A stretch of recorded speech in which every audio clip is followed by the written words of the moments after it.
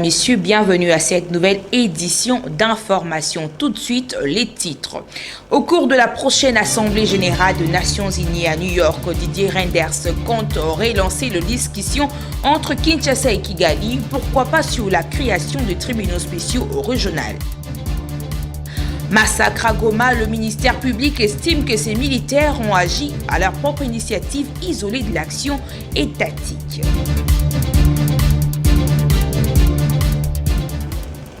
Madame, Messieurs, bienvenue. Démarrons cette édition par l'échange entre le président de la République, Félix-Antoine Tshisekedi, et une délégation de l'Union européenne conduite par le commissaire européen à la justice, Didier Reynders, sur table le processus électoral prochain et la situation sécuritaire de l'Est de la République démocratique du Congo. Reportage de la presse présidentielle.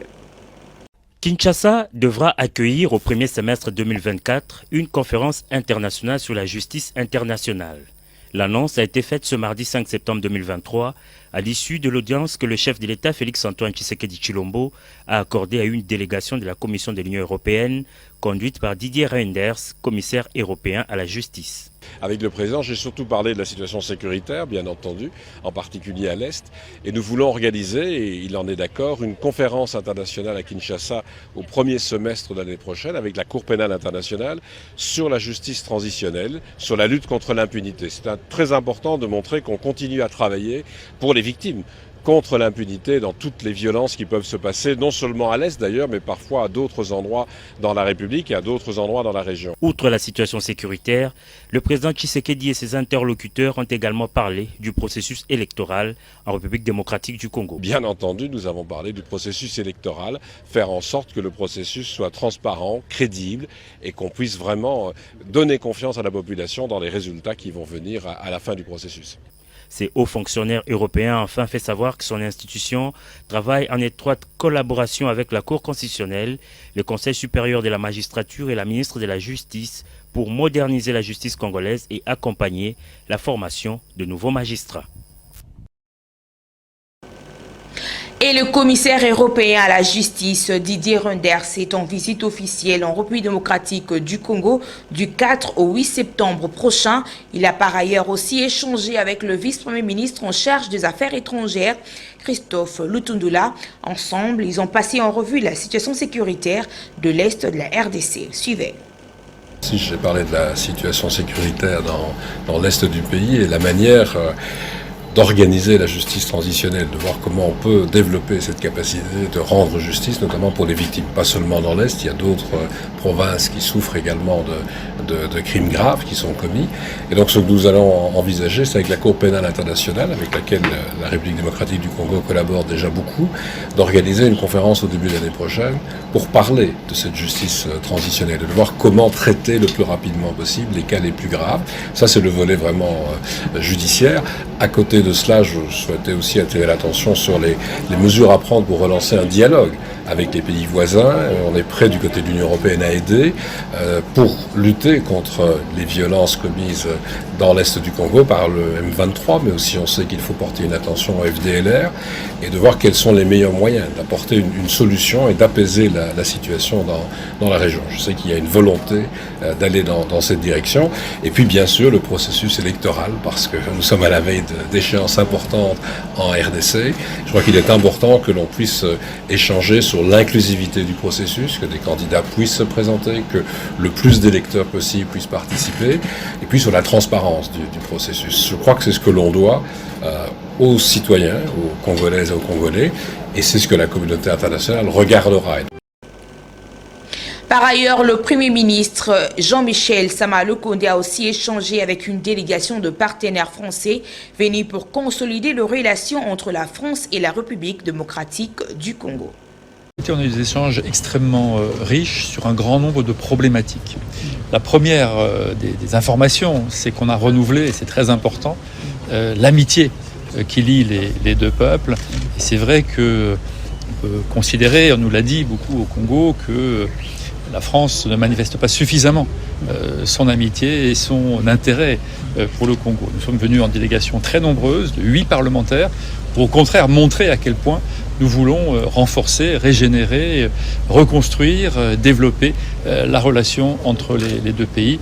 Et donc après, une fois qu'on a dit ça, qui est quand même le socle principal et essentiel de notre présence ici, nous avons commencé à envisager les différents sujets sur lesquels on pouvait contribuer au développement de la vie économique, de la vie culturelle, des infrastructures, de la vie énergétique, du développement durable du Congo, surtout, et c'est ça qui nous importe, nous sommes des élus du peuple, au bénéfice des populations. Nous avons toujours en regard en quoi la population peut bénéficier de l'ensemble des discussions qu'on peut avoir ici.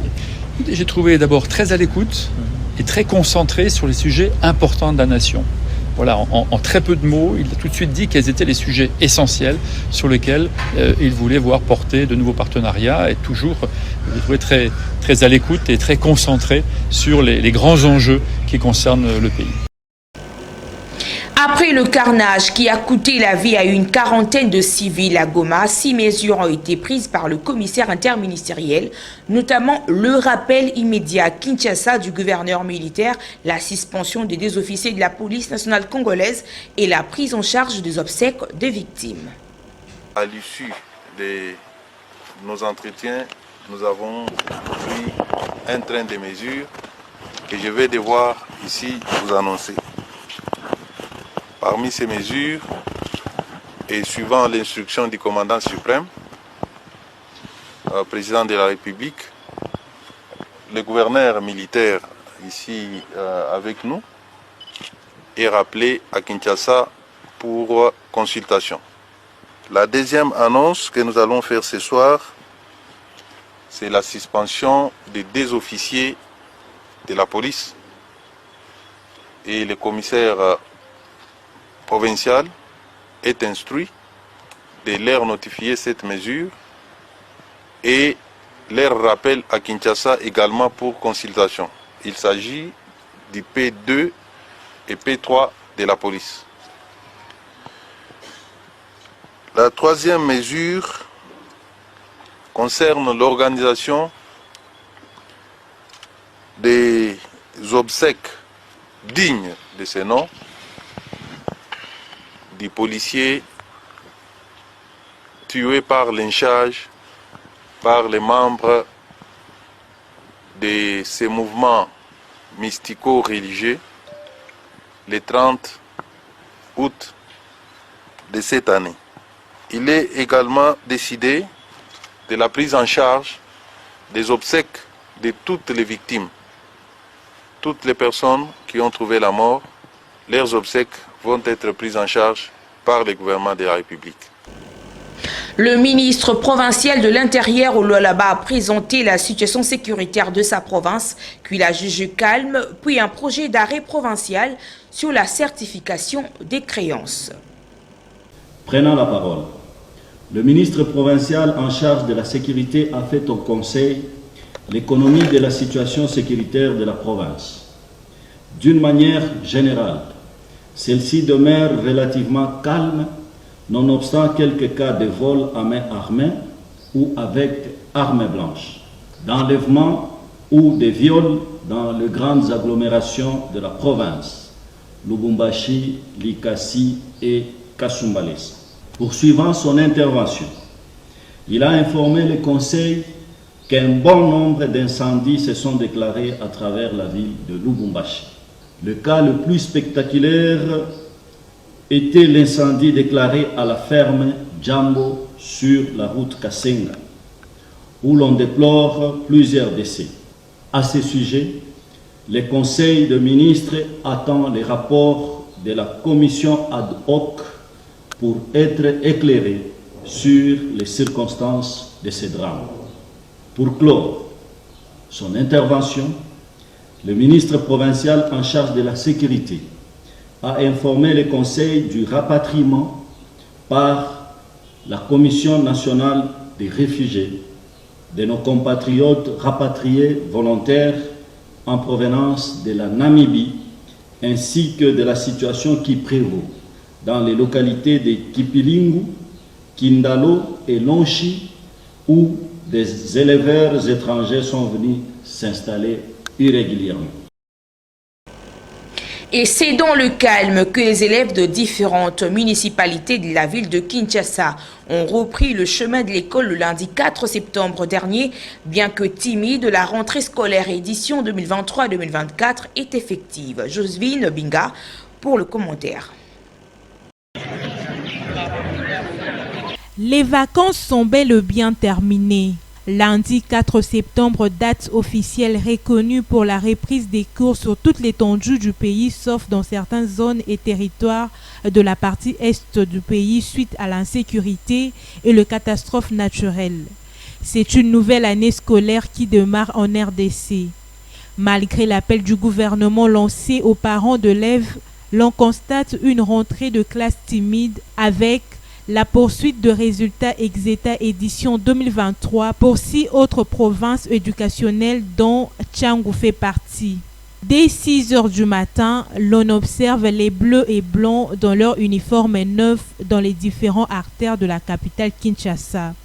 Dans certaines écoles, ce fut un festival de cris de joie des élèves qui ne se sont pas vus durant environ 2 mois grandes vacances.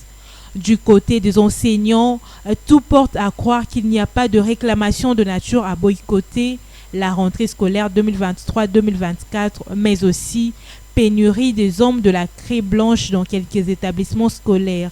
Par ailleurs, des dizaines de milliers d'enfants sont privés de leur droit à l'éducation à cause de violences dans l'est de la République démocratique du Congo et sont ainsi plus exposés au risque d'abus de travail et de mariage des enfants.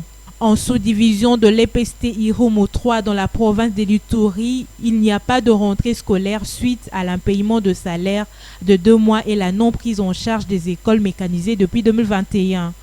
Conformément au calendrier scolaire, la reprise de cours a été effective au Sud Kivu. Signalons que la détérioration de la situation sécuritaire à l'est du pays a un impact dévastateur sur l'éducation des enfants. Plus de 800 000 enfants ont été déplacés depuis le début de l'année et plus de 2000 écoles ont dû fermer en raison de l'insécurité et l'utilisation de ces infrastructures par des personnes déplacées dans les provinces de l'Est. Il ne suffit pas seulement d'envoyer les filles et garçons à l'école. Il est important de veiller à ce qu'ils soient bien nourris, en bonne santé et protégés contre les violences pour qu'ils puissent apprendre dans de bonnes conditions et continuer leur cycle scolaire en s'épanouissant pleinement. Bonne rentrée à tous les enseignants et élèves de la République démocratique du Congo. Kinshasa, les avenues entourant le palais de marbre dans la commune de Ngaliema viennent d'être réouvertes à l'accès public le lundi 4 septembre dernier afin de permettre aux véhicules qui transportent les écoliers et les particuliers de circuler sans inquiétude et réduire aussi les éventuels embouteillages. C'est sur instruction du président de la République que les avenues entourant le palais de marbre viennent d'être réouvertes ce lundi 4 septembre 2023. En effet, longtemps barricadées par la garde républicaine, les avenues qui entourent le palais de marbre dans la commune d'Ngaliema ont été réouvertes le matin de ce lundi à la grande surprise de la population qui habite ces coins. Signalons que c'est le commandant de la garde républicaine qui l'a indiqué dans un communiqué qu'il s'agit des avenues des États-Unis et de la vallée situées dans les quartiers Bassoko dans la commune de la Gombe ainsi que l'avenue Bumba se trouvant dans le quartier Ma-Campagne, dans la commune d'Ngaliema. Ici est de noter que c'est matérialisé par les agents du ministère de l'Urbanisme et Habitat. Cependant, ces avenues ont été barricadées sans motif ni raison et de ces faits devront être libres à la circulation des citoyens et de leurs biens, a conclu le commandant de la GR, comme l'a été le cas de l'avenue de Gélem. En international, revenant sur le coup d'État au Gabon, le nouvel homme fort du pays a officiellement pris ses fonctions du président du comité de la transition le lundi 4 septembre dernier devant le Parlement et le juge de la Cour constitutionnelle. Espoir nous en dit plus. Devant les juges de la Cour constitutionnelle, les corps diplomatiques et les responsables des institutions militaires et civiles, le général Brice Oligui Nguema a prêté son serment comme président de la transition au Gabon, après la prise du pouvoir par les militaires à la suite des résultats des élections présidentielles. Le nouveau homme fort du Gabon promet de respecter les régimes républicains et de préserver l'intégrité et l'unité nationale. Je jure devant Dieu et le peuple gabonais de préserver en toute fidélité le régime républicain, de respecter et de faire respecter la charte de la transition et la loi, de remplir mes fonctions dans l'intégrité supérieure du peuple, de préserver les acquis de la démocratie, l'indépendance de la patrie et l'intégrité du territoire national. Je m'engage solennellement et sur l'honneur à tout mettre en œuvre pour la réalisation de l'unité nationale. Je le jure.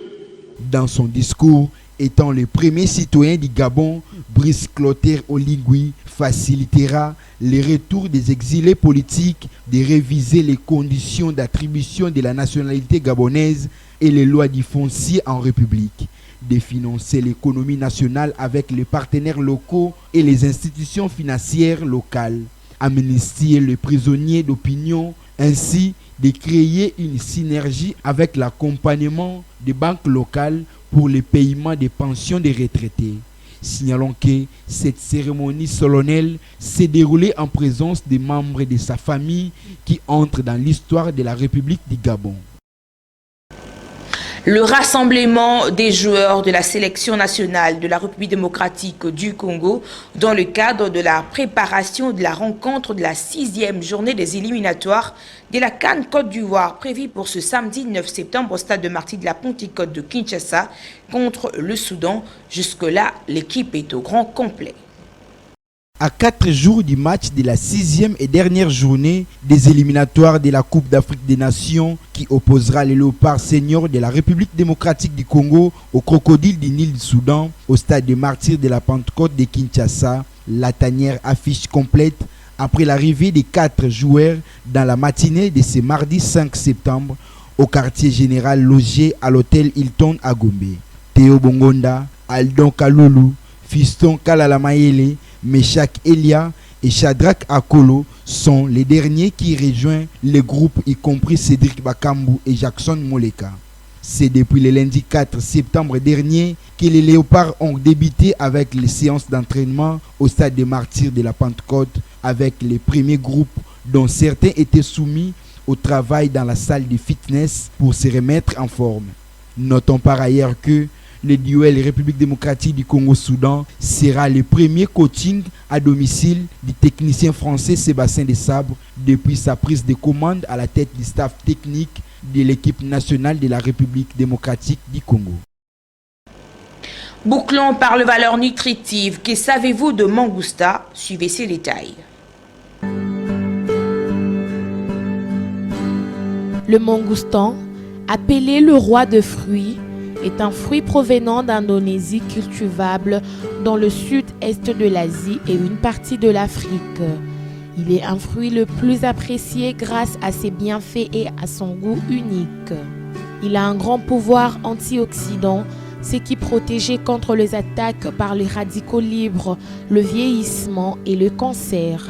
Une qualité à noter est que 84 types d'exanctomes ont été retrouvés dans sa composition, qui sont de molécules biologiques actives qui combattent les virus, les champignons, les bactéries et les parasites. Il contient une grande quantité de potassium, valeur fondamentale pour le fonctionnement correct musculaire et les systèmes nerveux. Il est considéré antibactérien, antiviral et simulé. Il augmente la défense et contient la vitamine B12, ce qui améliore le système nerveux et le métabolisme du foie. Le mangoustan a des propriétés anti-inflammatoires, anti-allergique et anti-tumeur. Ces fruits est recommandé pour les personnes souffrantes d'hypertension, de plus qu'il contribue à élever les niveaux d'énergie dans l'organisme.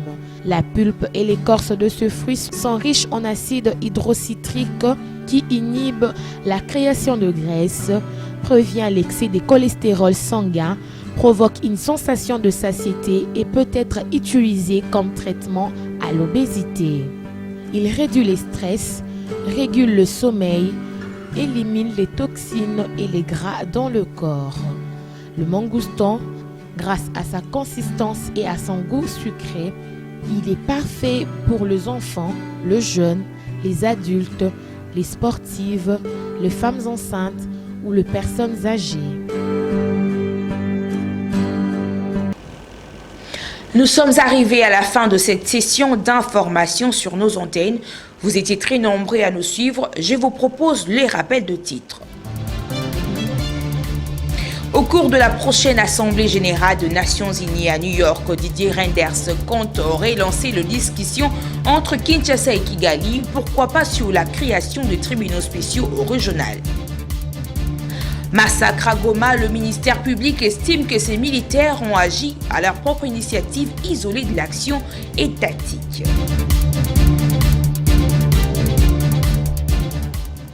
Merci à la fidélité renouvelée. D'ici là, portez-vous bien. Au revoir et à la prochaine. Bonne suite.